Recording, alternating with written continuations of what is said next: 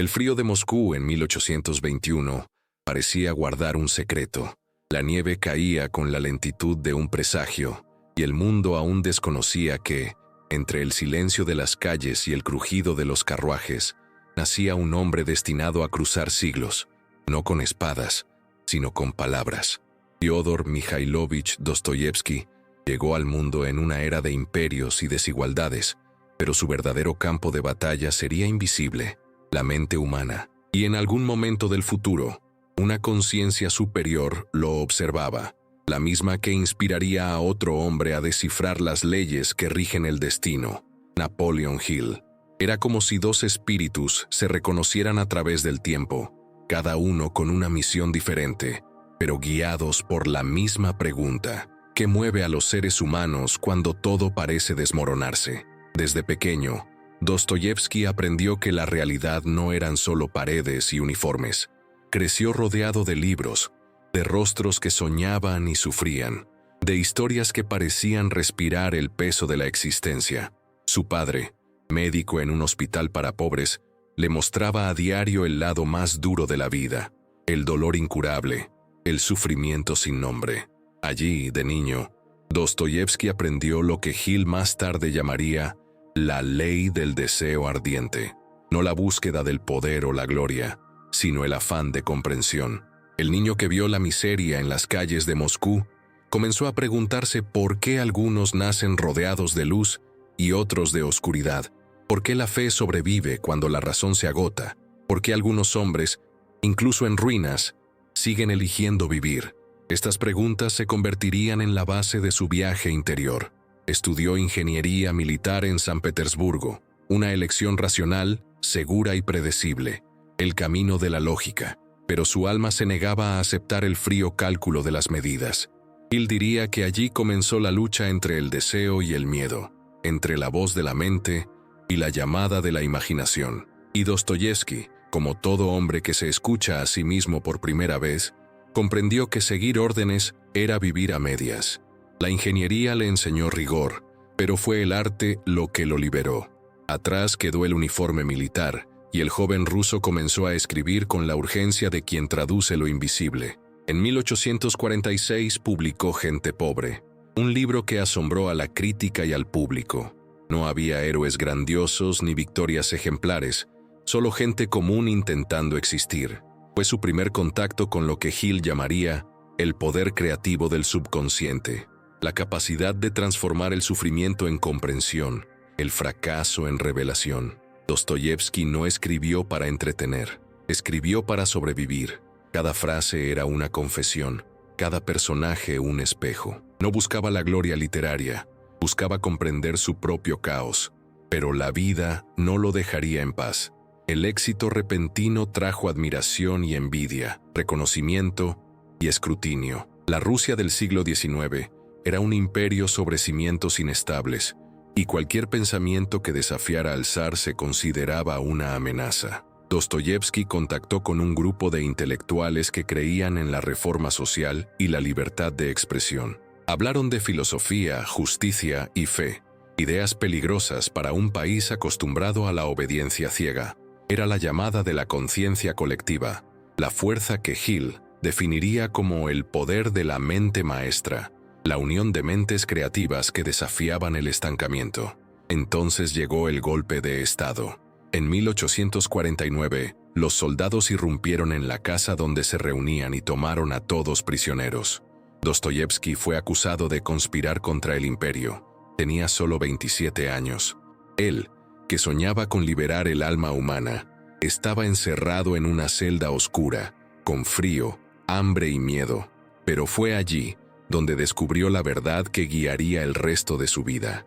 No es la prisión lo que define a un hombre, sino lo que hace dentro de ella. Y si Hill hubiera estado con él en ese momento, habría dicho lo mismo que escribiría casi un siglo después, que el fracaso es solo un disfraz para el aprendizaje, y que la mente humana, cuando se le concibe un propósito, no puede ser destruida. Se dice que, en vísperas de su ejecución, Dostoyevsky miró al cielo y se dio cuenta de cuánto había ignorado el milagro de simplemente existir. Cada segundo se volvió precioso, cada respiro era una eternidad. comprendió que la vida, incluso rodeada de muerte, seguía siendo un regalo.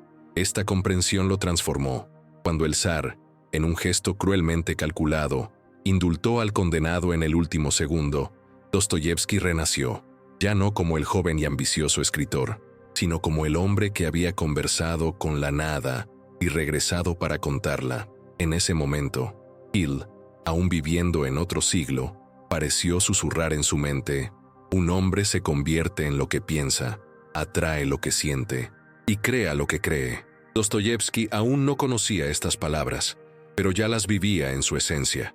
Su pluma sería el instrumento de una misión mayor: revelar al mundo que el verdadero campo de batalla reside en la mente humana, y que cada pensamiento es una fuerza capaz de forjar o destruir el destino. El joven ingeniero que rechazó el cálculo para escribir sobre el alma se convirtió en el mensajero del inconsciente colectivo.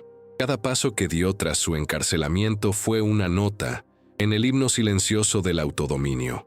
Hill enseñaría que la riqueza nace de la claridad mental, y Dostoyevski lo demostró a través del dolor, no en monedas, sino en la conciencia. Al emerger del exilio, trajo en sus manos no solo cicatrices, sino una nueva comprensión de la naturaleza humana, que ningún sufrimiento es en vano si de él brota la sabiduría.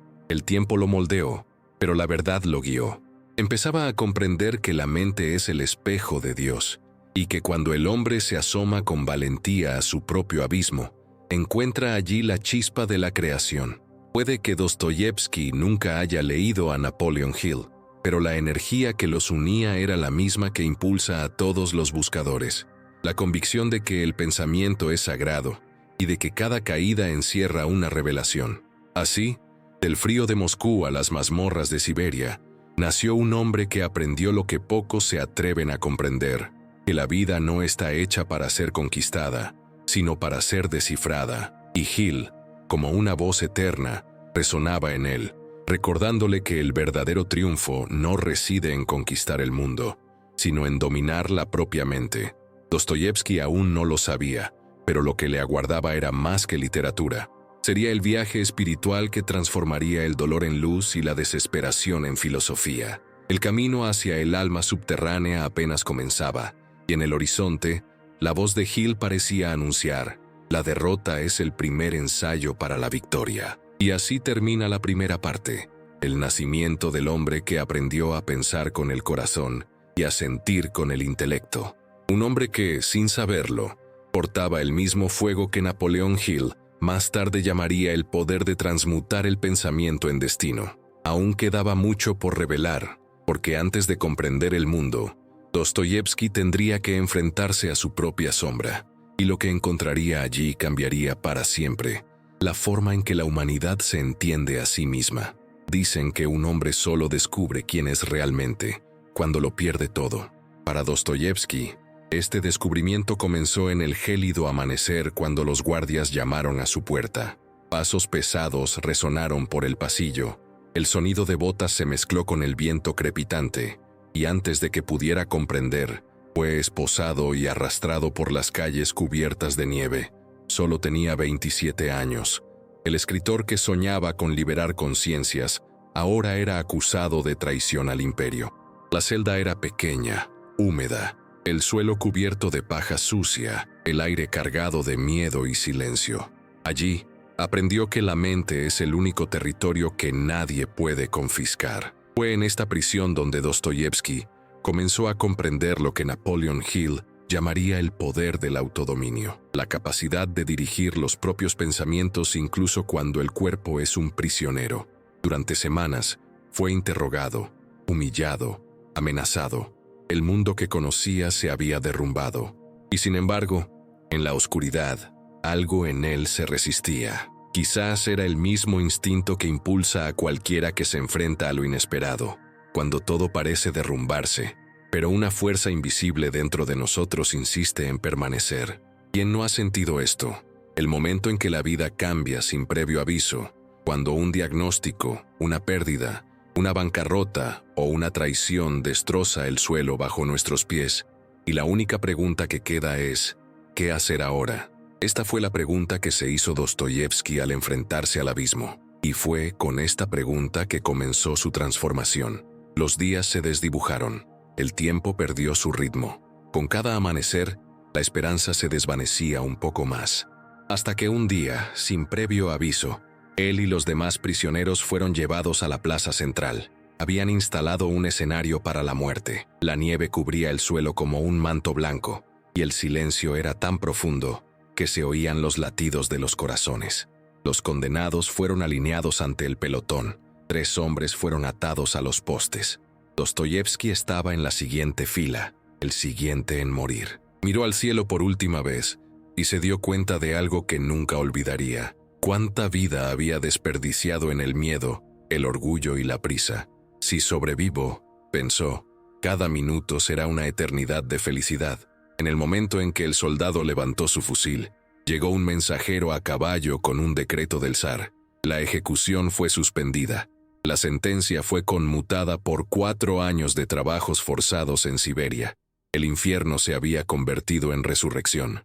Dostoyevski respiró como si renaciera, y el mundo nunca volvería a ser el mismo. El hombre que estuvo al borde de la muerte regresó con una certeza que Napoleon Hill luego traduciría en palabras sencillas.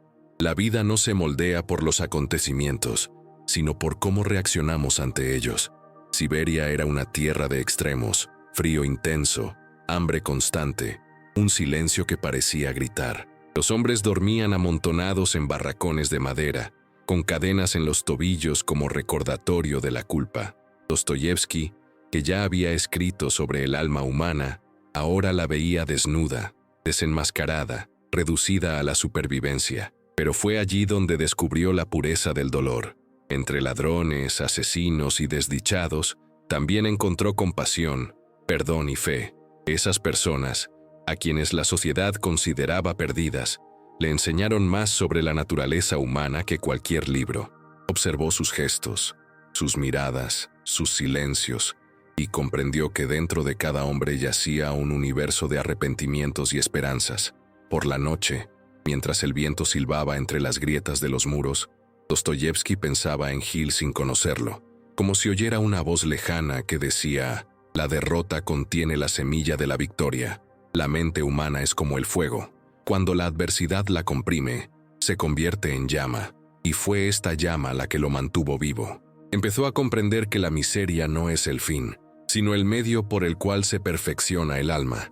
No hay grandeza sin pruebas, ni sabiduría sin pérdidas. Esta comprensión transformó su prisión en un laboratorio del alma. ¿Cuántas veces en la vida nos sentimos así, atrapados en situaciones aparentemente desesperadas? Un trabajo agotador, una relación enfermiza, un sueño que parece demasiado lejano. Dostoyevski aprendió que, incluso en estas prisiones invisibles, siempre hay una brecha, una ventana interior que nadie puede cerrar.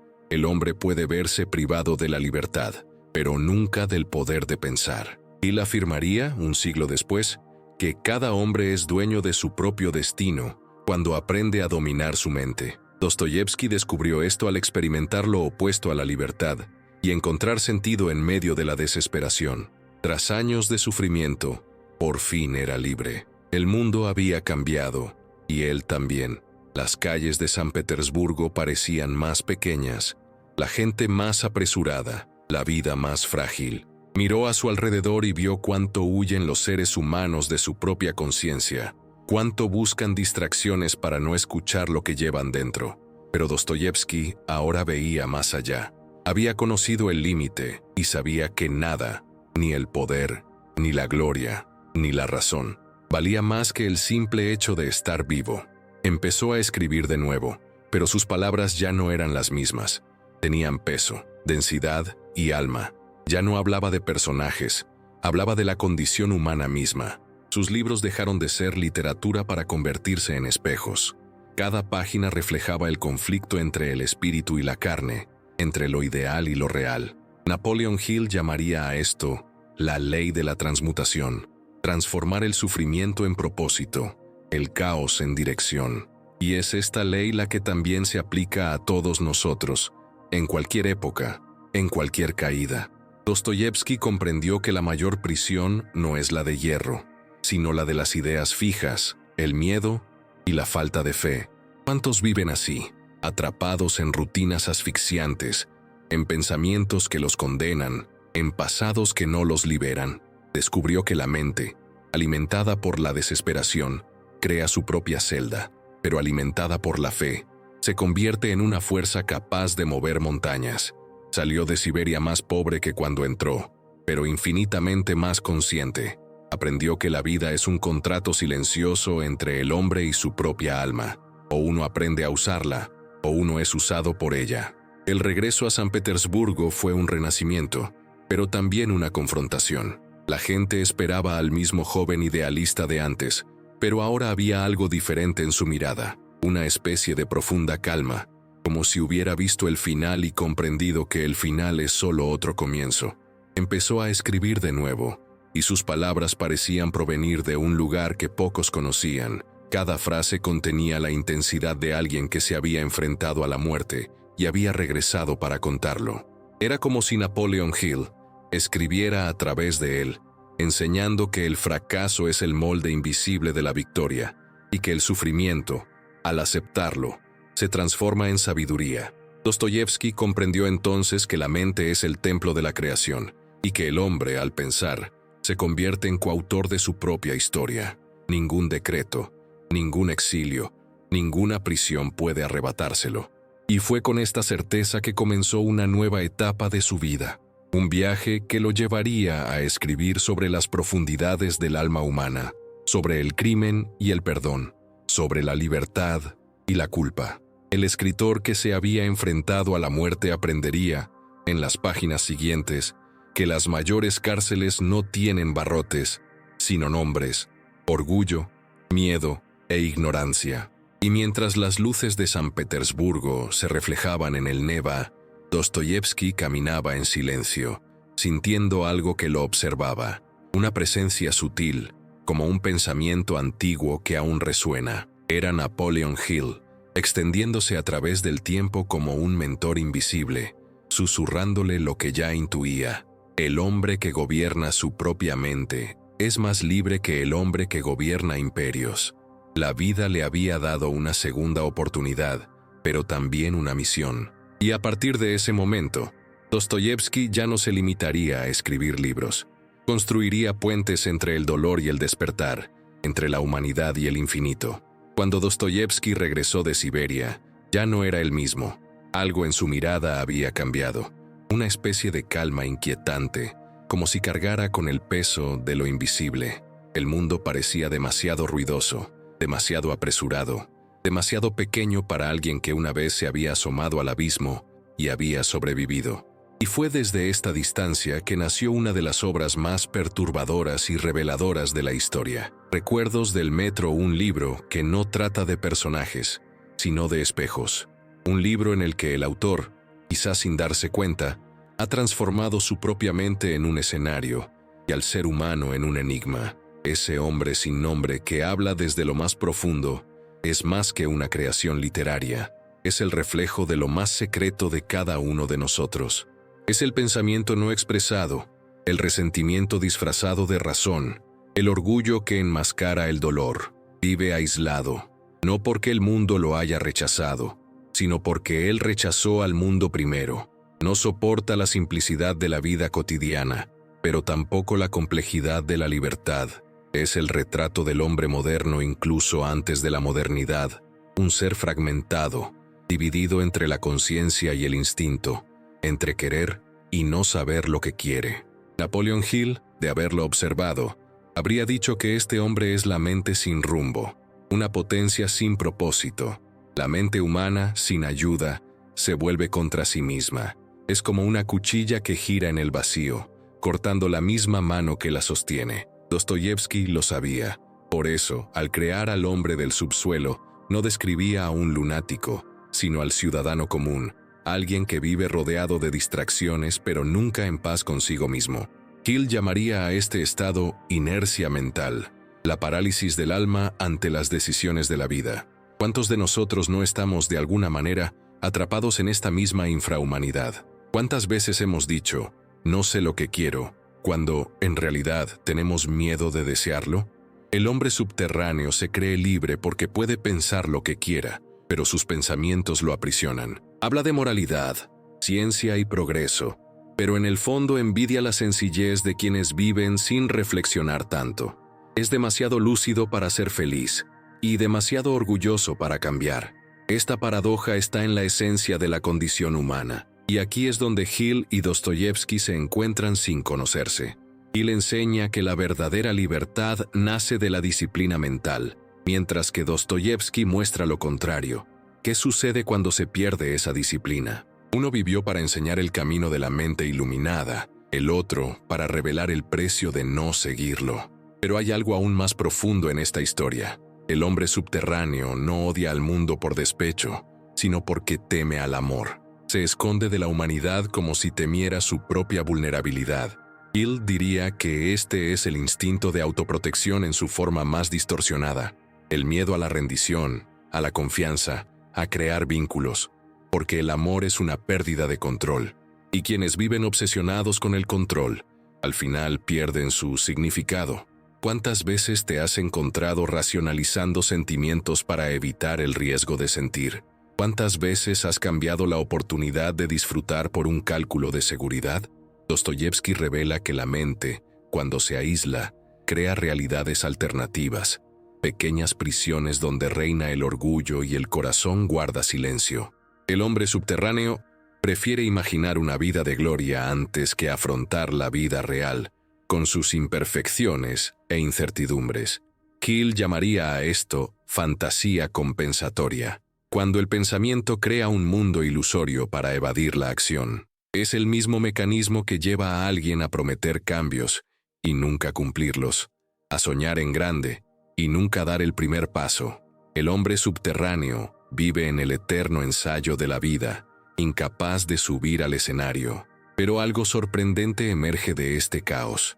Al narrar sus contradicciones, el personaje revela una lucidez tan brutal que parece una confesión colectiva. Entiende que el hombre busca el sufrimiento no por ignorancia, sino por necesidad, que hay un placer oculto en el dolor, el placer de sentir algo, cualquier cosa, aunque duela.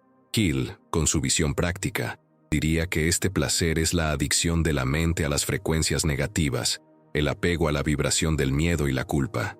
Ambos tienen razón.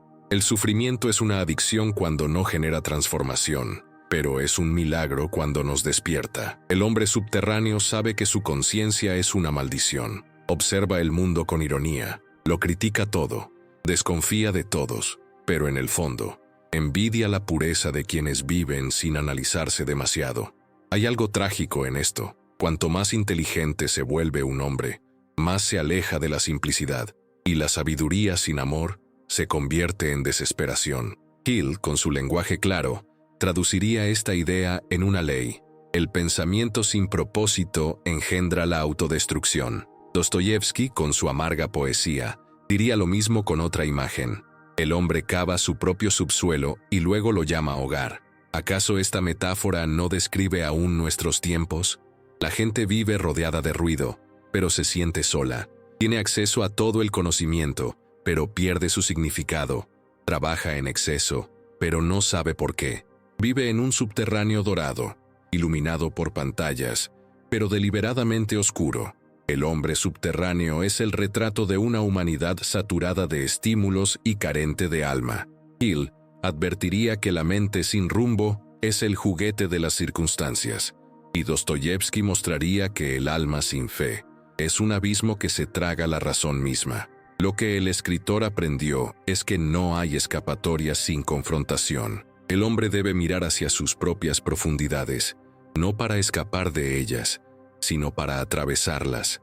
Solo quienes descienden a las raíces del dolor comprenden la verdadera libertad. Y es en este punto que Napoleon Hill reaparece como una fuerza silenciosa dentro de la narrativa, el recordatorio de que la mente puede transformar cualquier infierno en una escuela. Ninguna prisión puede resistir la claridad del propósito. Ninguna sombra puede sobrevivir a la mirada de quienes eligen comprender.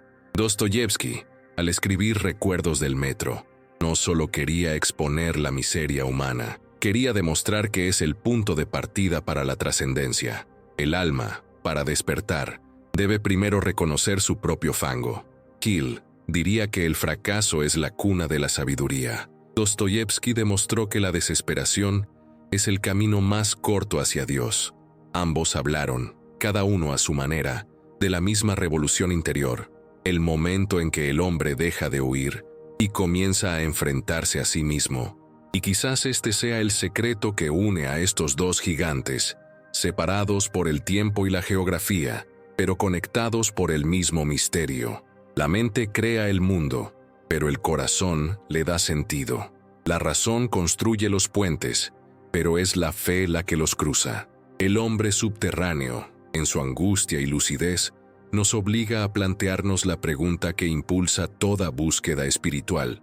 ¿Hasta qué punto el sufrimiento es una prisión y cuándo se convierte en la puerta de la libertad? El eco de esta pregunta viaja a través del tiempo y nos llega, porque todos en algún momento hemos sido el hombre subterráneo. Todos nos hemos encerrado en nuestros propios pensamientos, temido lo que sentíamos y huido de nosotros mismos.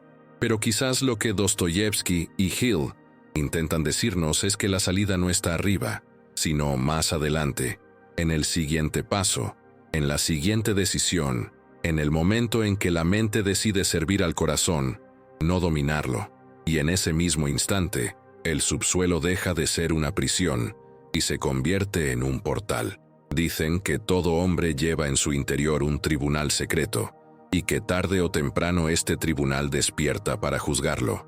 Para Dostoyevsky, este juicio llegó en forma de novela. Crimen y Castigo era 1866, y ya no era solo un escritor, era un superviviente, un hombre que había visto la muerte de cerca, sentido el peso de las cadenas y saboreado el silencio de la soledad. Sabía que el mal no nace en las calles, sino en las ideas. Sabía que todo crimen comienza como un pensamiento y que todo castigo es, ante todo, mental. Así nació Raskolnikov, el joven estudiante que creyó poder desafiar la moral del mundo y que finalmente descubriría lo que Napoleon Hill llamaría la ley más implacable. Todo lo que la mente crea debe confrontarlo.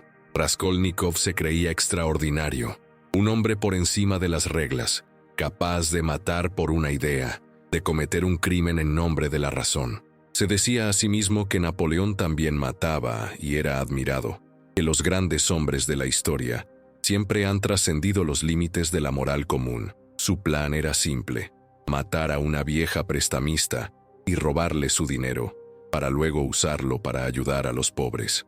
Un acto de sacrificio racional, pero la mente humana no está hecha de cálculos. Hay fuerzas en su interior que escapan a la lógica. Cuando Raskolnikov comete el crimen, lo que se destroza no es el cuerpo de la víctima, sino el equilibrio de su propio espíritu. Descubre con asombro que el verdadero infierno comienza cuando despierta la conciencia. Napoleon Hill, si lo observara, diría que Raskolnikov es el ejemplo perfecto del poder del pensamiento mal dirigido. Aplicó voluntad, concentración y propósito, las mismas herramientas que Hill enseñaría para alcanzar el éxito, pero las aplicó sin fe, sin amor y sin respeto por la vida. Y cuando el pensamiento se alimenta del orgullo, se convierte en veneno. Raskolnikov creía tener el control, pero cada paso que daba lo acercaba a la ruina. La mente, que creía dominar, comenzó a rebelarse. Pesadillas, fiebres, visiones. La culpa se convirtió en una presencia viva y constante, como una sombra que lo observaba en silencio. Lo sorprendente es que Dostoyevsky, al escribir esta historia, también vivía bajo presión. Debía dinero, tenía plazos ajustados y sufría ataques epilépticos que lo dejaban al borde de la muerte. Escribió Crimen y Castigo con el cuerpo afiebrado y el corazón desplomado. En un curioso episodio, se arriesgó con un contrato los derechos de todas sus futuras obras para ganar dinero rápido. Si no entregaba la nueva novela a tiempo, lo perdería todo. Le dictó pasajes enteros a una joven taquígrafa llamada Anna Grigorievna, quien más tarde se convertiría en su esposa y salvadora. El libro nació en la frontera entre la desesperación y la fe, precisamente el espacio donde, según Hill, la mente crea sus milagros. Mientras escribía, Dostoyevsky experimentó el mismo conflicto que su personaje, el dilema entre la razón y la conciencia. En Raskolnikov proyectó su propia lucha entre el orgullo y la humildad. El joven asesino creía poder justificar el mal con el bien, así como muchos justifican pequeños errores en nombre de grandes propósitos. Pero el universo, diría Hill, no acepta atajos. Cada acción genera una reacción correspondiente, y no hay forma de engañar a las leyes invisibles de la mente. El castigo de Raskolnikov no proviene de la policía ni del tribunal, sino del alma, una carga que crece con cada latido. Es curioso observar cómo Dostoyevsky, desconocido para la terminología de Hill, describe con precisión el funcionamiento de las vibraciones mentales. Raskolnikov vive bajo una tensión creciente porque sus pensamientos lo traicionan, vibra de culpa, y esta vibración lo atrae hacia las personas y situaciones que lo rodean hasta que se derrumba. Hill lo llamaría la ley de la atracción mental, Dostoyevsky lo llamaría destino. El resultado es el mismo. La mente crea el campo de realidad en el que se mueve el hombre. El punto de inflexión de la historia llega cuando Raskolnikov conoce a Sonia, una joven prostituta que, a pesar de su pobreza, mantiene una pureza inquebrantable. Ella representa la fe silenciosa, el amor que perdura incluso en la oscuridad. A diferencia de él, Sonia no intenta justificar la vida, simplemente vive, persevera y cree. Hill diría que ella es la encarnación de la fe aplicada, el poder de la creencia activa que mueve montañas. Es a través de ella que Raskolnikov descubre el poder de la rendición. Cuando confiesa su crimen, no lo hace por miedo al castigo, sino por un deseo de liberación. Entiende que la verdadera libertad no consiste en vivir sin culpa, sino en vivir con sinceridad. Hay un momento extraordinario en la novela cuando Sonia le lee el pasaje bíblico sobre la resurrección de Lázaro. Es uno de los momentos más simbólicos de la literatura. Lo que estaba muerto en su interior comienza a despertar, y es allí donde Hill y Dostoyevsky se reencuentran, como en un diálogo a través de los siglos. Hill enseñó que el fracaso siempre es temporal y que el renacimiento es posible cuando una persona cambia su frecuencia interior. Dostoyevsky muestra esta transformación no con palabras, sino con sufrimiento. El arrepentimiento es el proceso por el cual el alma regresa a la luz. Curiosamente, años después, los estudiosos descubrieron que Dostoyevsky escribió muchos de sus textos en un estado cercano al trance. Afirmaba que, antes de sus ataques epilépticos, sentía una especie de éxtasis, una claridad mental indescriptible, como si hubiera tocado el sentido mismo de la vida. Dijo que en esos momentos veía la armonía del universo en un instante. Era como si, durante unos segundos, su mente accediera a lo que Hill llamaría inteligencia infinita. Y es este mismo éxtasis el que transmite al final de Crimen y Castigo, cuando Raskolnikov, acostado en su cama de prisión, llora por primera vez, no por sí mismo, sino por todos los hombres. En ese momento, deja de ser un criminal y se vuelve humano. En la época de Dostoyevsky, Rusia bullía en cambio. La sociedad vivía entre el avance de la razón científica y el colapso de la fe tradicional. El progreso prometía liberación, pero traía consigo vacío. Las fábricas crecían, los ideales se multiplicaban, pero el sentido de la existencia se desvanecía. Dostoyevsky vio todo esto y transformó el caos en arte. Comprendió que el verdadero problema de la humanidad no era político ni económico, sino espiritual. Hill, décadas después, confirmaría el mismo principio con un lenguaje diferente. El fracaso del hombre moderno reside en su falta de propósito definido. La fascinación del público por Crimen y Castigo fue inmediato.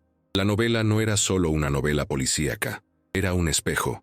Cada lector veía algo de sí mismo en Raskolnikov, la justificación racional, la culpa disimulada, el deseo de ser superior a sí mismo. El libro se convirtió en un fenómeno porque tocaba el punto más sensible del alma humana, el conflicto entre el bien que se desea y el mal que se practica.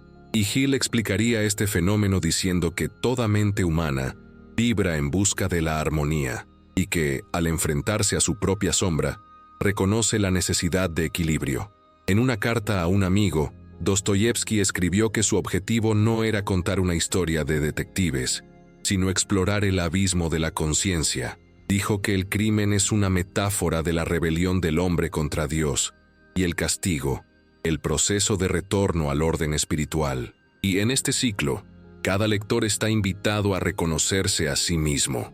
Después de todo, ¿quién no ha cruzado una línea pensando que podría soportar las consecuencias?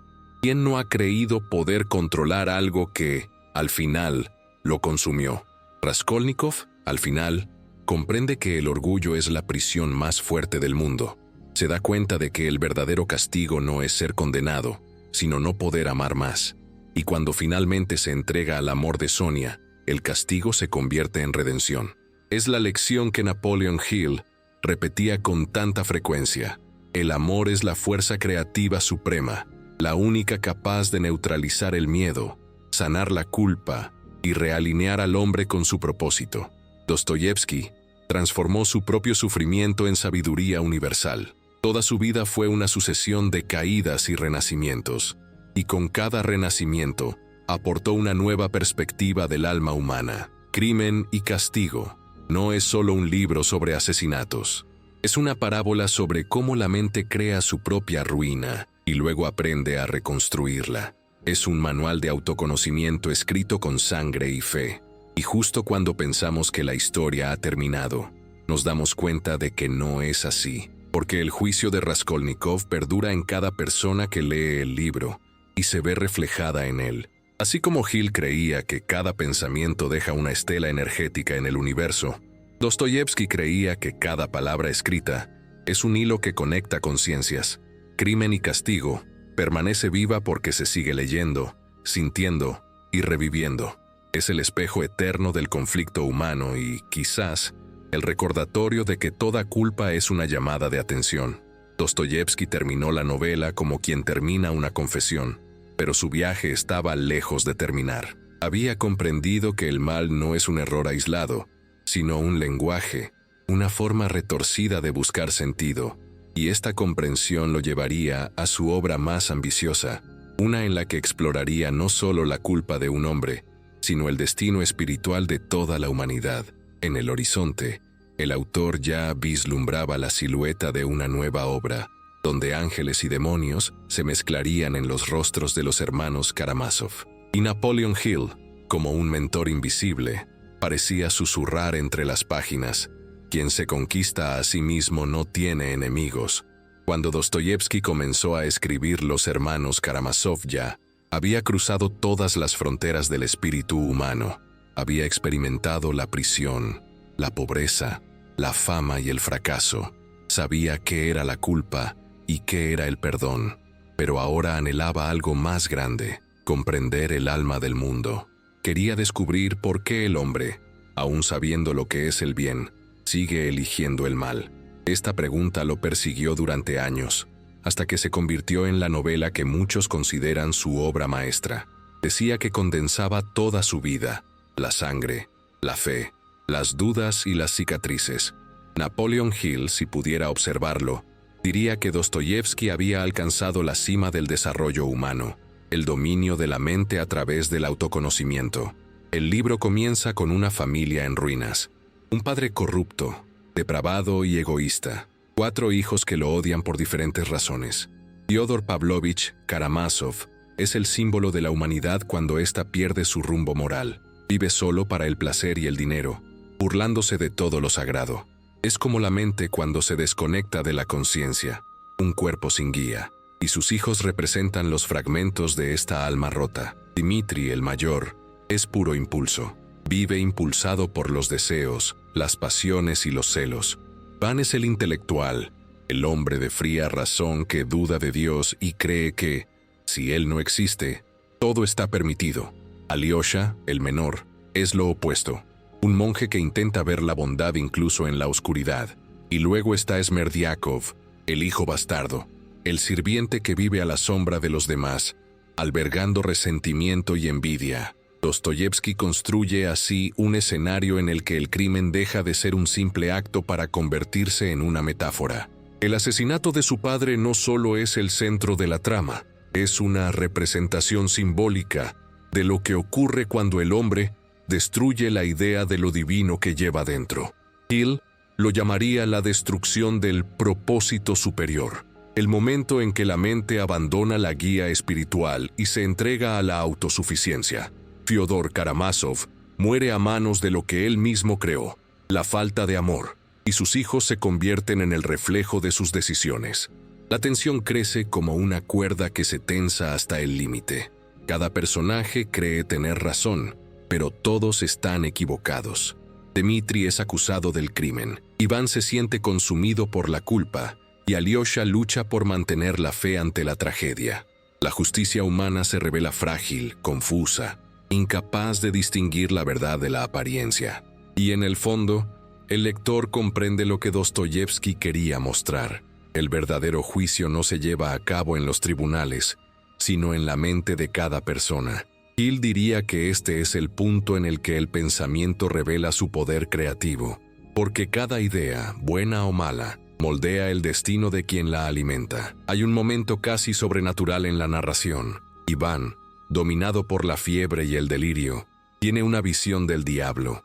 No es un monstruo, sino un hombre común, vestido con ropas sencillas y con una sonrisa cansada. Hablan largo y tendido, y el diablo lo provoca con ironía e inteligencia. Hablas de libertad, dice, pero el hombre no soporta ser libre, prefiere inclinarse ante algo, aunque sea una mentira. Esta escena es uno de los momentos más impactantes de toda la literatura, porque transmite una verdad que Hill también enseñó de otra forma, que la mente, sin propósito ni disciplina, se vuelve esclava de las influencias negativas. Iván cree ser dueño de sus ideas, pero es prisionero de ellas. Lo que hace que esta parte de la historia sea aún más fascinante es la silenciosa presencia de Alyosha. Mientras los demás luchan contra el caos, él permanece sereno, incluso ante el sufrimiento. Es el vivo retrato de una fe inexplicable, solo sentida.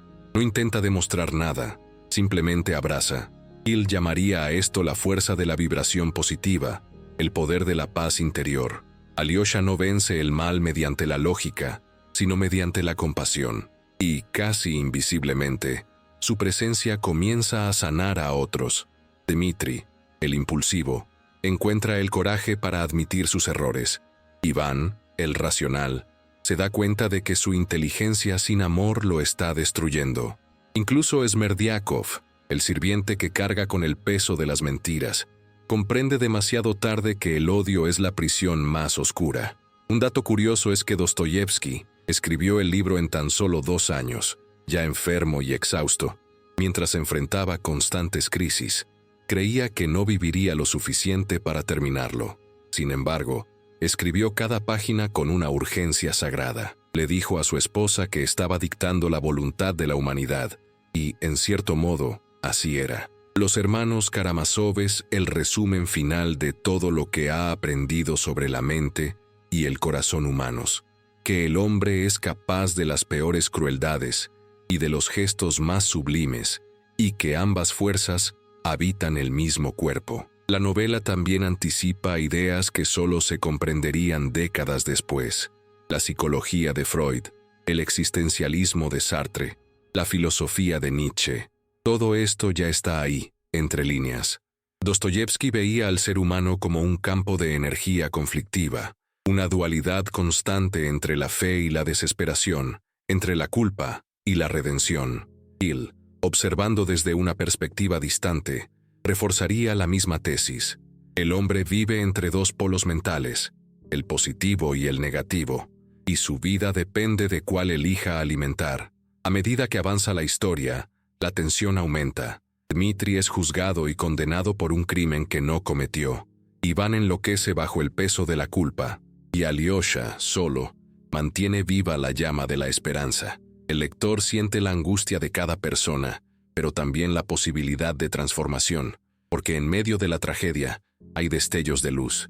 Dostoyevsky quería mostrar que incluso en el barro hay una chispa de pureza, y que la redención no es una promesa lejana, es una elección que se puede tomar ahora, en cualquier momento. Lo más impresionante es que, incluso ante tanto sufrimiento, el final no trae desesperación. Alyosha reúne a un grupo de niños y les habla sobre el amor, sobre la importancia de recordar los buenos momentos, incluso cuando la vida es dura.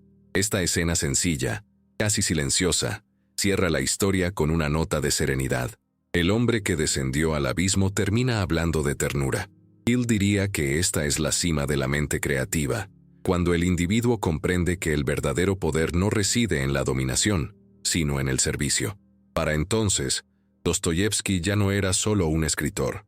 Se había convertido en un mensajero de lo que Hill llamaría la sabiduría universal, la convicción de que el bien y el mal no son fuerzas externas en pugna, sino decisiones internas que se repiten a diario, y que el destino del hombre está determinado por lo que piensa y siente cuando nadie lo ve.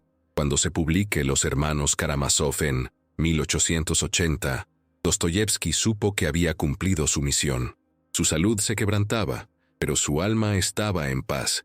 No había escrito una novela, sino una especie de revelación, un mapa de la conciencia humana, y en el silencio tras la última página, el lector comprende que ha leído no solo sobre una familia rusa, sino sobre sí mismo, porque todos somos, en cierta medida, un Karamazov, en parte razón, en parte fe, en parte sombra, en parte luz.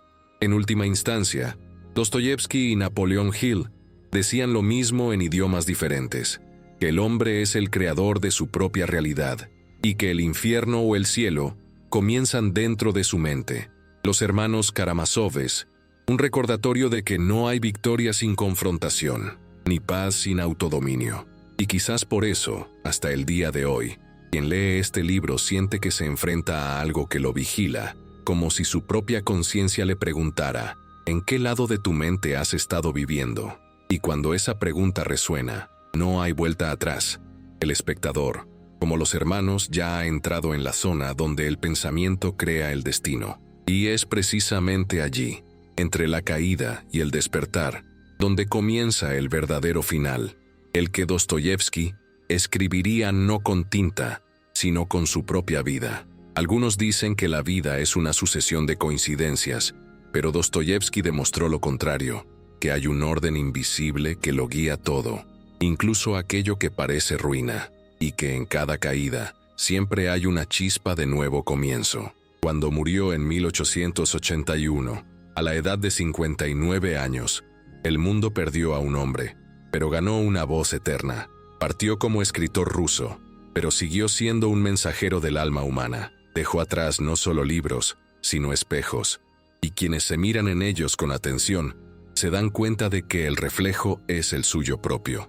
Napoleon Hill, al leer las leyes que rigen el pensamiento, quizás sintió lo mismo, que el hombre no es solo un cuerpo que vive en el tiempo, sino una mente que da forma a la realidad. Ambos, por caminos diferentes, llegaron a la misma conclusión, que la verdadera libertad es interna y que el mayor poder humano es decidir qué pensar, incluso cuando todo parece perdido. A lo largo de su vida, Dostoyevski vio el infierno y la redención, y en cada extremo descubrió la misma verdad. La mente es el escenario donde se escribe el destino. Comprendió que el sufrimiento no es un castigo, sino una invitación, que el dolor, al aceptarlo conscientemente, se transforma en sabiduría, que el fracaso es simplemente una pausa para la maduración del alma. Napoleon Hill dijo que cada derrota lleva consigo la semilla de un beneficio equivalente. Dostoyevski lo vivió literalmente. Fue encarcelado, condenado a muerte, humillado, traicionado, enfermo, pobre, y aún así, produjo la literatura más luminosa de la historia, no porque ignorara el dolor, sino porque se sumergió en él hasta encontrar la verdad oculta tras cada lágrima. Descubrió que el hombre no es ni bueno ni malo, sino un campo de batalla entre dos fuerzas, una que lo eleva y otra que lo destruye. Lo que determina al vencedor es lo que decide cultivar en silencio, cuando nadie lo ve. Es en esta elección invisible donde se forja el destino. Hill afirmó que los pensamientos son causas y las condiciones, meros efectos. Dostoyevski lo demostró en la práctica. El mismo hombre que vivió entre criminales y desesperados pudo encontrar a Dios en el barro. El mismo hombre que lo perdió todo pudo renacer de su propia culpa. El secreto residía en su forma de pensar y, sobre todo, en su forma de amar. La mente humana es una fuerza viva. Construye lo que cree, atrae lo que siente y crea lo que imagina. Cuando una persona decide cambiar su forma de pensar, cambia su vibración y todo a su alrededor comienza a reorganizarse. Esto no es misticismo, es una ley tan exacta como la gravedad. Hill la llamó la ley de causa y efecto mental. Dostoyevsky la describió con otro nombre, fe. Ambos sabían que la fe no es una creencia ciega, sino una dirección firme de la conciencia. Es elegir mirar hacia arriba incluso cuando el suelo se agrieta. Es transformar la desesperanza en fuerza creativa. ¿Cuántas veces te has sentido atrapado en un ciclo de dolor, repitiendo las mismas historias, cargando con viejas culpas, esperando que algo cambie desde afuera? Dostoyevsky y Hill nos recuerdan que nada cambia desde afuera hasta que algo cambia desde adentro. La transformación comienza en el momento en que decides observar tus pensamientos y te das cuenta de que no eres ellos. Eres quien elige qué pensar. Y es en esta elección donde reside la libertad que ningún gobierno, ninguna prisión, ninguna circunstancia puede arrebatar. Cuando la humanidad comprende esto, todo se reorganiza. La mente deja de ser un enemigo y se convierte en un instrumento. El sufrimiento deja de ser un castigo y se convierte en lenguaje. La vida deja de ser un caos y se convierte en un proceso. Dostoyevsky solía decir que un hombre solo es digno de admiración cuando se arrodilla y llora, no por debilidad, sino porque en ese momento reconoce su humanidad. Es cuando el orgullo se disuelve que nace la sabiduría. Hill dijo lo mismo de otra manera. La humildad es la puerta del aprendizaje. Ambos comprendían que la fuerza más poderosa del universo es la capacidad de resurgir. Porque el éxito, al fin y al cabo, no consiste en no caer nunca, sino en levantarse siempre. Imaginen por un momento que cada persona que ve este video decidiera aplicar esta verdad a su vida diaria. Si cada persona, al despertar, eligiera un solo pensamiento positivo para sostener a lo largo del día. Si cada persona decidiera transformar el miedo en valentía, la duda en fe, la culpa en acción, el mundo sería diferente. Hill dijo que la mente humana es una emisora y que cada pensamiento emite una frecuencia que llega a otras mentes. Esto significa que cuando tú cambias, el mundo que te rodea también cambia. Cuando elevas tu patrón de pensamiento, te conviertes en una especie de luz silenciosa, capaz de influir en tu entorno sin decir una palabra. Dostoyevsky creía que el sentido de la vida no es la felicidad, sino el crecimiento espiritual. Hill concluiría diciendo que este crecimiento se logra mediante la aplicación práctica del pensamiento. Esto significa actuar según lo que uno cree, no solo creer. Significa perdonar incluso cuando no se está dispuesto, agradecer incluso cuando no se está justificado, persistir incluso cuando no se es razonable. Es esta acción interior, repetida día tras día, la que transforma la mente en un aliado. El sufrimiento no desaparece, sino que cambia de lugar, deja de ser un enemigo y se convierte en un amo. La muerte de Dostoyevsky fue pacífica. Sabía que había cumplido su propósito. Minutos antes de morir, le leyó a su esposa el pasaje del Evangelio que siempre lo conmovió. Si el grano de trigo no muere, queda solo, pero si muere, da mucho fruto. Fue lo último que dijo, y resume todo lo que enseñó. El hombre debe morir al miedo, al orgullo y a la ilusión de control si quiere renacer a la vida verdadera. Hill traduciría esta misma idea a un lenguaje práctico. Convierte la derrota en semilla y se convertirá en cosecha. Y quizás aquí es donde se fusionan ambas visiones. El camino de la mente y el de la fe son el mismo. Dostoyevsky mostró el viaje emocional, Hill mostró el método racional. Uno descendió al infierno del alma, el otro construyó escaleras para escapar, y ambos dejaron el mismo mensaje. La victoria no reside en conquistar el mundo, sino en conquistarse a uno mismo. Ahora bien, dado todo lo dicho, ¿qué harás con esto? ¿Lo conservarás como una historia inspiradora o lo transformarás en una práctica viva? La decisión es tuya.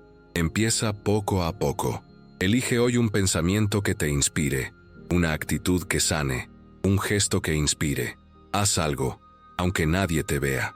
Aplica la sabiduría de Dostoyevsky y Hill a tu vida diaria, en tu forma de hablar, de reaccionar, de soñar. Entrena tu mente para ver oportunidades donde hay dolor, porque la mente es el espejo del universo, y todo lo que ves afuera comienza en tu interior. Si este viaje te conmovió de alguna manera, si despertó algo oculto en ti, un recuerdo, un deseo, una fuerza, por favor, déjalo registrado. Escribe en los comentarios, incluso de forma anónima. Comparte lo que sentiste, porque cada palabra tuya podría ser lo que otro corazón necesita leer hoy. Dale me gusta al video si te inspiró y suscríbete al canal para continuar este viaje de conciencia y transformación. Aquí no solo hablamos de ideas, hablamos de la vida real, el poder que surge cuando la mente despierta y el corazón decide actuar. Y recuerda, mientras haya un pensamiento de fe en tu mente, te espera un nuevo comienzo.